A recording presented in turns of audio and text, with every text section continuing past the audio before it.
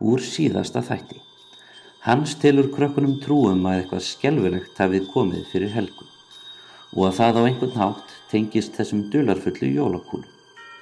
Bríet man skyndilega eftir einhverju sem hún hefur lesið og fær krakkana með sér á bókasafnið, þar sem Geirþrúður bókasafnsfræðingur finnur fyrir þau bók jólavætti heimsins.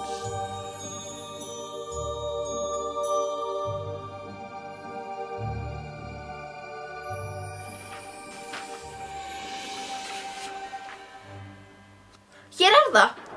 Dísas Bríet á drepamann eða? Krakkar, hlustaðu á þetta. Til einn jólavættur sem fáar sögur fara af. Jólavættur þessi þarfnast orku æskunnar til að lifa árið af. Vikuna fyrir jól safnar hann því saman æsku barnana, setur hann í sérstaka glerkúlur og hengir síðan á jólatré. Með því móti fær vætturinn næga orku til að lifa af komandi ár. Glerkúlunar, eins og jólakúlunar. Ertu ekki að grínast? Skipta þessar fjandans jólakúlur þá einhverju máli eftir allt saman? Sko, ég sagði ykkur það! Vætturinn þarf að safna æsku í 24 glerkúlur og setja þær á jólatréð áður en aðfangadagskvöld gengur í garð. Ef vættinum tekst að setja allar 24 glerkúlurnar á jólatréð fyrir aðfangadagskvöld þá lifir hann af næsta ár. Ef hann tekst ekki, þá deyr hann. Og hvað? Hvað var krakkana sem hann rænir æskunni? Og hvað yrðu þau þá bara að horfa eilífi? Róleg, Sunna, ég að koma að þessu. Það aðeins ein leið til að frelsa æskuna úr glerkúlunum og bjarga börnunum. Það þarf að finna spila... Já, spila hvað? Bríet, hvað þarf að finna? Ég veit það ekki. Hvað meina þú veit það ekki? Ertu hægt að kunna lesa eða hvað? Ég veit það ekki vegna þess að það er búið að rífa endan úr blaðsíðunni. Bíðu við. Það stendur aðeins neðar. Spilar þarf að brjóta kúlurnar en ef þær eru brotnar án þess þá er æskan og þar með einstaklingurinn sem bjó yfir henni horfin að eilífu. Shit!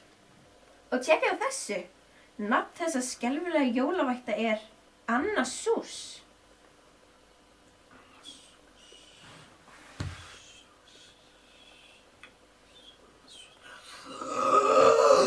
Stelpur! Susanna! Nei, mikið ertu klár hans. Ertu ekki grínast, þetta í alveg hún?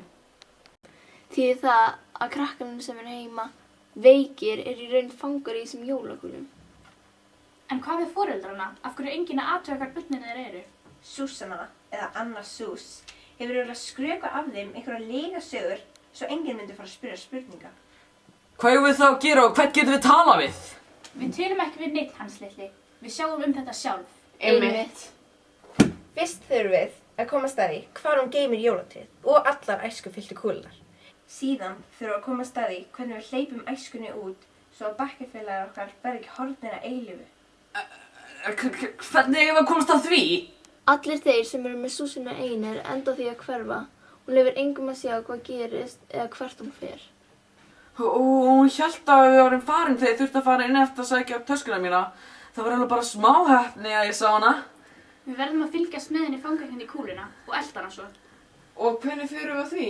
Þú veist, einhverju bara forna sig fyrir hópinn. Nei, það er geðveiki. Við getum ekki... Ég skal. Tina, nei. Jú, ég skal. Hún er nú þegar búin að bjóða mér að koma upp á skrifstofu og þakka mér fyrir þessa jólakúlu uppástungu. Ég skal bara innheimta það boð. Það er sko sjúklega hugrætt að þið, Tina. Já, geggjað hugrætt.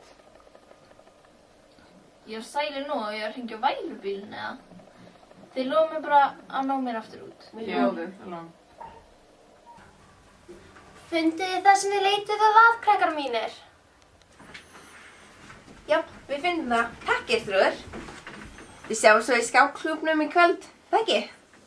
Jú, svo sannarlega. Já, harma að hefna eftir síðasta leik. Hversu mikill nöll er hægt að vera? Oh my god. Vertu ekki svona mikil gelgja, Greta. Auk þess höfum við verk að vinna.